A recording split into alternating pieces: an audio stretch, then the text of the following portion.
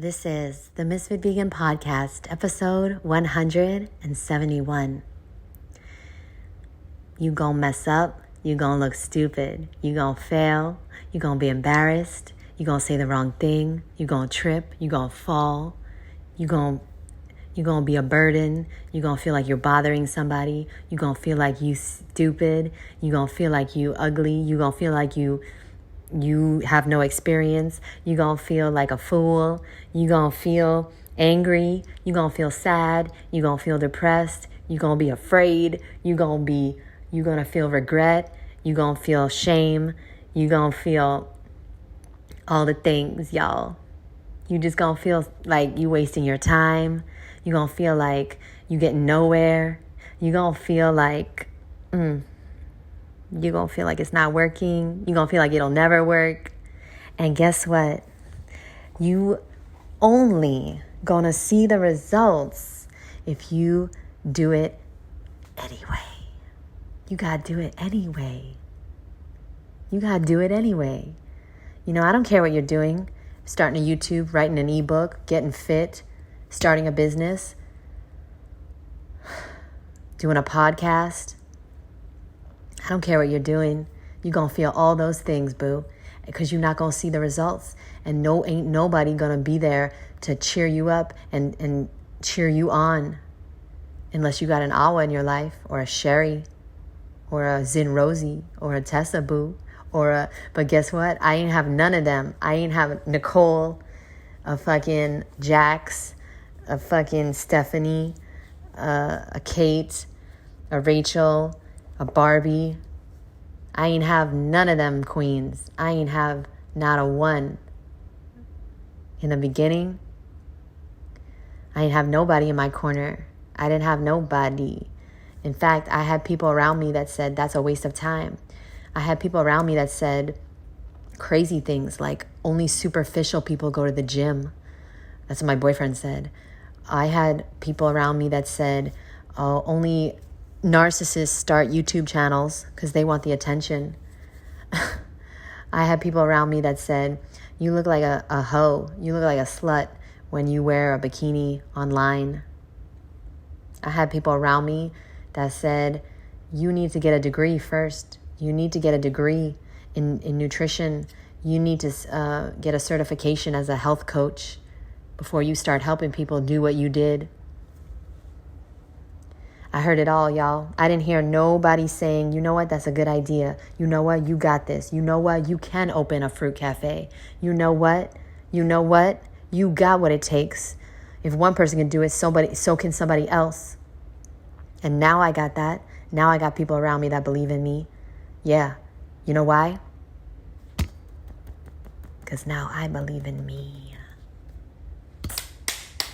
You're not going to find nobody that believes in you until you start believing in you. And that's the hardest part.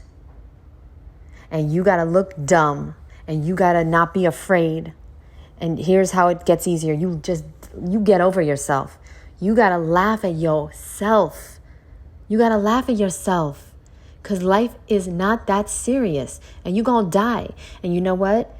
Maybe I hate to say this, but this is the way it is. You're not going to like this one. Maybe something needs to happen real bad in your life for you to make that change. Maybe somebody you love needs to die. I don't know. See, it's not me. Why are you getting mad at me? It's not me. I'm not the one waiting for somebody to die to make a change. Because guess what? It happened to me. It happened to me, y'all. Seriously. My sister passed away. I never thought it would happen. My sister passed away, y'all. The number one person in my life. The number one reason for me being alive. The number one, my best friend, my everything in the world. Because she was like my child. Okay? She wasn't like a sister. And she passed away.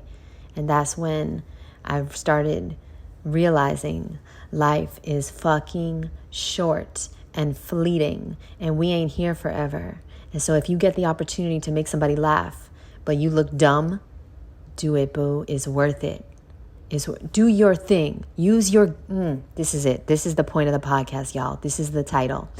Use your gift to uplift, y'all.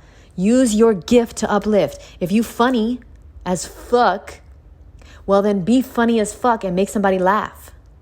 If you smart as fuck, then teach somebody something. If you nice as fuck, like Tessa and fucking Sherry, then do something nice every single day for somebody else that can't do nothing nice back for you. You got a gift. You don't use that gift, the universe gonna take it away. Somebody needed to hear this today. You got a gift, and if you're not using it, you're gonna lose it. Use it or lose it. So that's why after my sister died, I was like, okay, so nothing matters anymore. No problem. I don't care if people think I'm stupid. I'm going to use my gift to uplift. I'm going to use my gift. And, sorry, had to close the window. Better ambiance. So that's why you can see me and I could put myself out there. And I'm going to continue putting myself out there, no matter what anybody thinks, no matter what anybody says, no matter who vibes with me and who doesn't. And I feel really good about it. I feel good after I make somebody laugh. Because when I make somebody laugh, that's how I know I'm on my path. I'm on my purpose. That's how I know. And I want that for you too, boo. I want that for you. What do you love to do? What do you love to do? And how can you help people by doing that? And I'm not perfect, y'all. I be sabotaging myself hard, okay? Like, I'm going to confess something to y'all, but it's going to be okay. You know what? Sometimes I get like, I don't want to say everything because I get nervous to like share every part of my life. So I'm not going to say exactly what I did, but let me just tell you the gist of it. I had a good thing going on. I had a really good thing going on, and I sabotaged it. Yep. You know why? Because I got nervous that I wasn't good enough. I got nervous that I wasn't funny enough. I got nervous that I couldn't do it anymore and I couldn't show up and I couldn't top the last thing. And can you relate? I felt a lot of pressure. I put a lot of pressure on myself, and I sabotaged the relationship. And thank God I am repairing that relationship as we speak. I'm really grateful. But, you know, I still got those self-sabotaging ways, and self-sabotage is normal. Yeah, it is. Because you know what it is? It's just misguided self-love. I love myself enough that I want to protect myself and I want to stay safe and I want to not have pressure on me. But that doesn't lead to the life that I want. Y'all, I want to open a fruit cafe. I want a Netflix show. I want Netflix to fly me around the world to try exotic fruit, y'all. Like, can you see it? Because I can see it.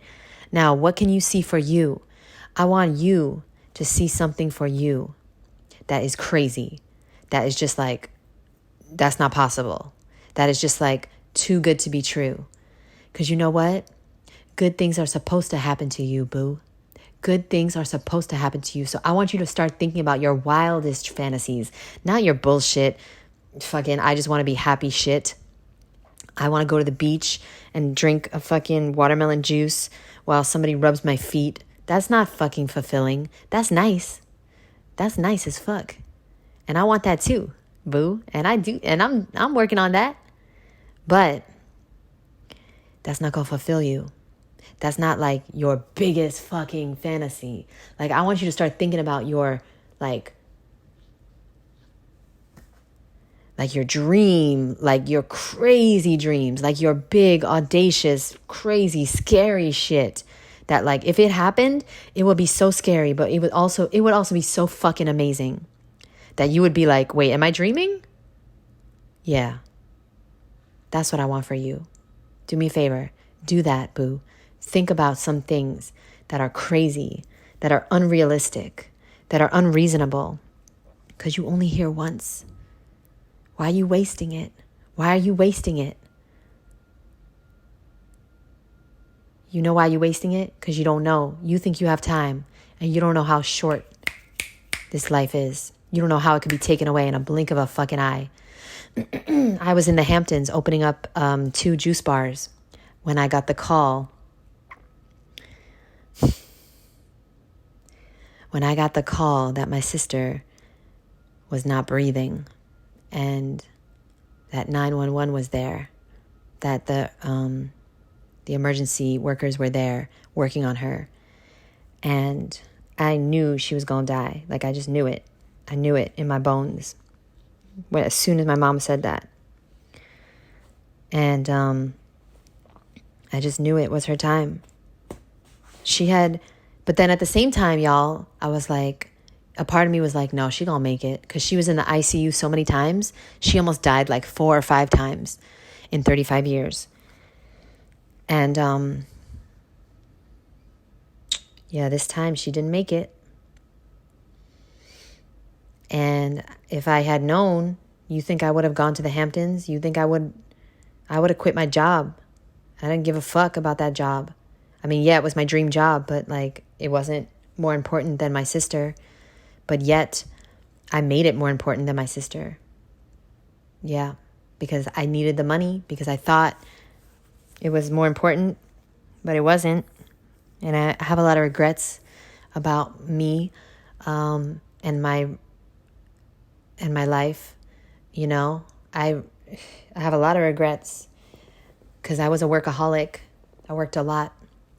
I love to work, but turns out that was the wrong decision.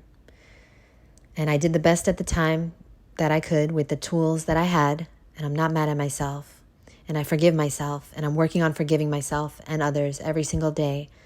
I truly am working on that every single day. I'm not just talking about it, y'all. Like, there's a forgiveness exercise that I taught my group last night that I've been doing for a while now to release the guilt and the shame and the anger and the sadness and the regret. I've been doing it. So if you want to know about it, you should have been in my group. You should have been in the Ultimate Raw Transformation course, y'all. You fucked up. But hey, I might do it again in the future. You never know. It's not likely, but you never know.